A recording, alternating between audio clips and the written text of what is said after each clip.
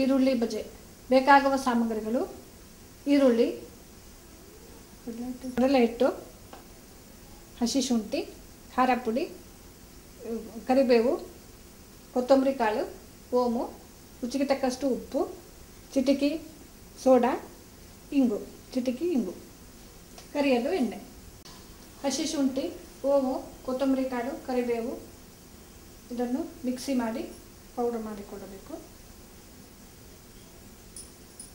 ರುಚಿಗೆ ತಕ್ಕಷ್ಟು ಉಪ್ಪನ್ನು ಹಾಕಿ ಇದನ್ನು ಚೆನ್ನಾಗಿ ಕಲಸಬೇಕು.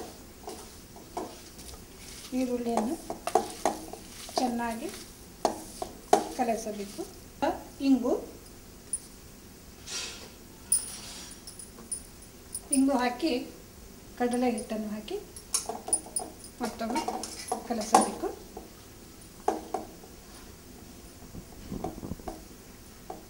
ಇನ್ನಷ್ಟು ಕಡಲೆ ಹಿಟ್ಟನ್ನು ಹಾಕಿ ಸ್ವಲ್ಪ ನೀರು ಹಾಕಿ ಹದವಾಗಿ ಕಲಸಬೇಕು.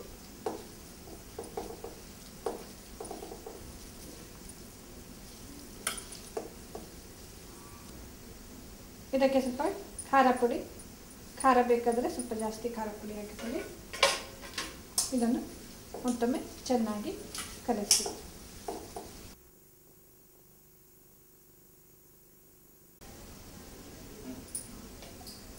ಇದಕ್ಕೆ ಚಿಟಿಕೆ ಸೋಡಾ ಹಾಕಿರ್ತೀನಿ. ಸೋಡಾ ಹಾಕಿದ ನಂತರ ಮತ್ತೊಮ್ಮೆ ಚೆನ್ನಾಗಿ ಕಲಸಬೇಕು. ಇದನ್ನು ಒಂದು 5 ನಿಮಿಷ ಮುಚ್ಚಿಡಬೇಕು. ಎಣ್ಣೆಯನ್ನು ಪಾತ್ರೆಯಲ್ಲಿ ಹಾಕಿ ಬಿಸಿ ಮಾಡಲು ಇಡಬೇಕು. ಎಣ್ಣೆ ಕಾದ ನಂತರ ಮಿಶ್ರಣವನ್ನು ಒಂದೊಂದಾಗಿ ಎಣ್ಣೆಯಲ್ಲಿ ಇಡಬೇಕು. ಹೀಗೆ ಎಣ್ಣೆಯನ್ನು ಬಿಡಬೇಕು.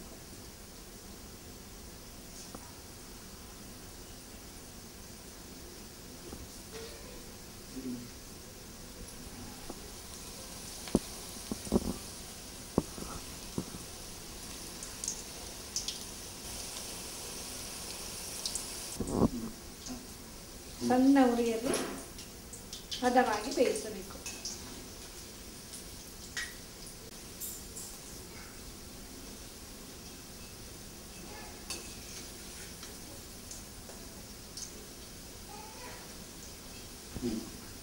ಕಂದು ಬಣ್ಣಕ್ಕೆ ತಿರುಗಿದ ನಂತರ ಬಜೆಯನ್ನು ಬಾಣಲಿಯಿಂದ ತೆಗೆಯಬೇಕು.